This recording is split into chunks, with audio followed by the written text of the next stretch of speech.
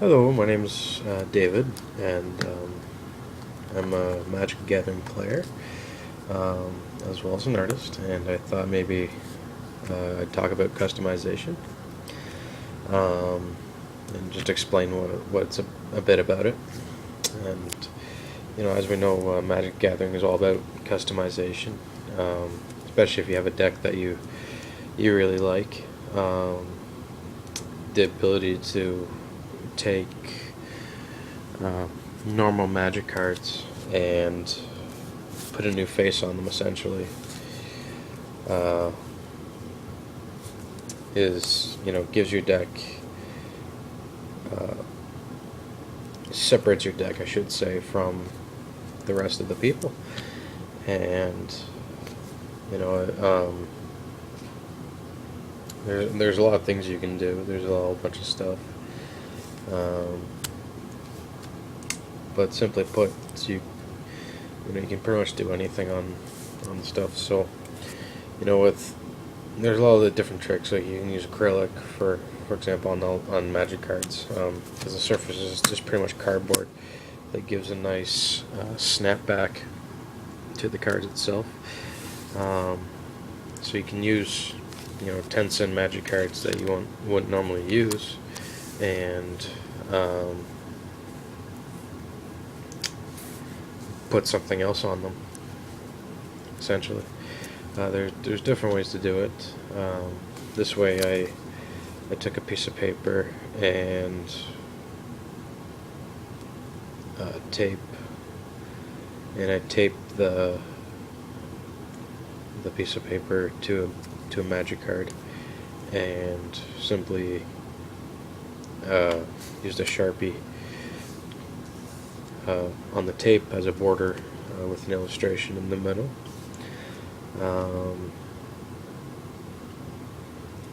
So whether stuff like this is tournament legal, that's a big subject on its own too.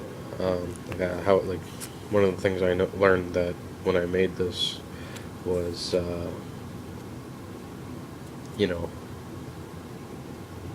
would this be tournament legal or not? And most cases the answer might be no, but as for just playing with with friends or whatever, this is perfectly okay.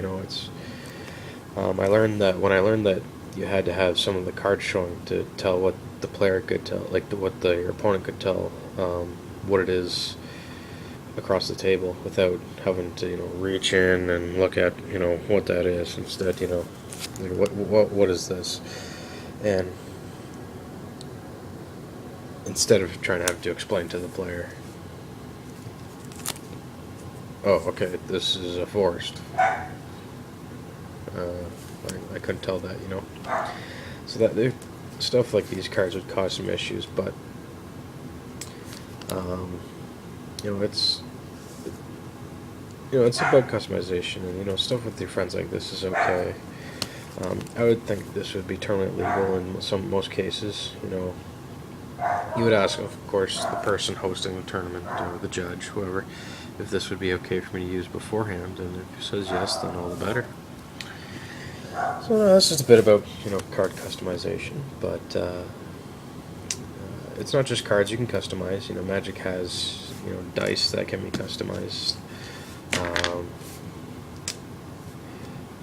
as well, but you can do tokens. I could use that as a token if I wanted to for just random stuff, or I can use it as a forest. But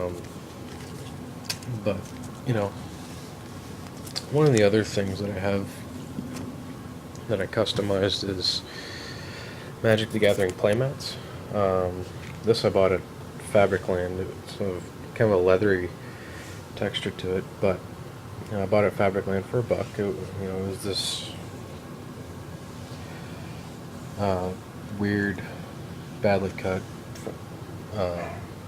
material that, oh, okay, it's on $1. I can probably do something with this. I just drew on it, and it just became a playmat. But I want to do something, a bit more professionally looking, because when I found out when I drew on it, I used Micron pen, and when cards were playing on it, cards rub, and when cards rub, it not only affects the back of the card, but it rubs the drawing of the leather. So I wanted to do a different material. I found out that, you know, Sharpies don't rub out as bad as a Micron, but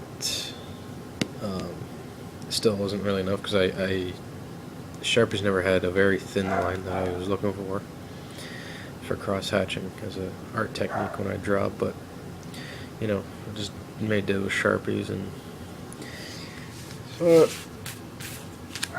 you know, I decided, you know, I went to my local card shop, and I wonder, you know, I heard that they had something called artist playmats that Ultra Pro did, and pretty much you can use microns on that with less rubbing. So I decided to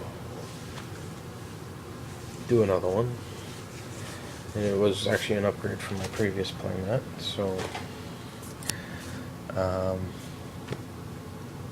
so I drew this, and as well as used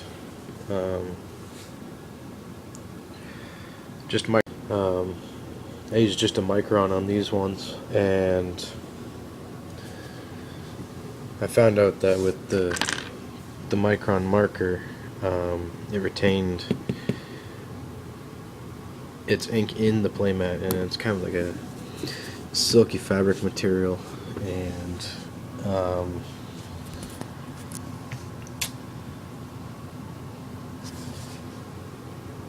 you know, when I put a magic cardigan on, it smooths better than as if it was on the leather of the card, so that's a good factor. But the best factor is that the drawing will retain itself onto the Ultra Pro playmat, and it's useful.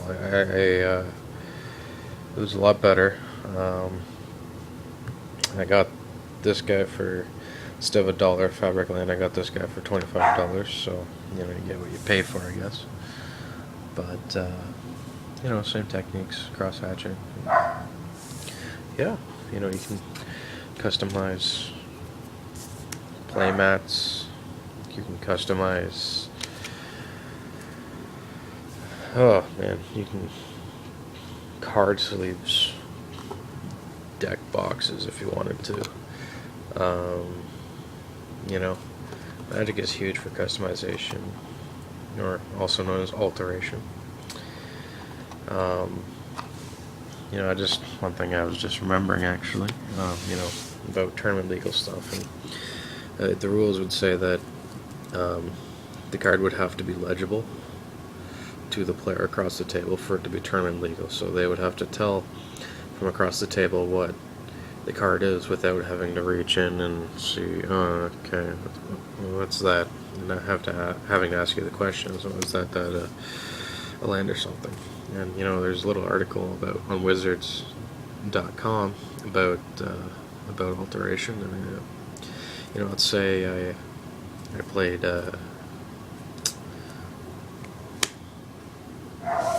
Demonic Tutor, and my opponent plays Force of Will, you know, but this card was altered to look like a Jizam Jin, you know.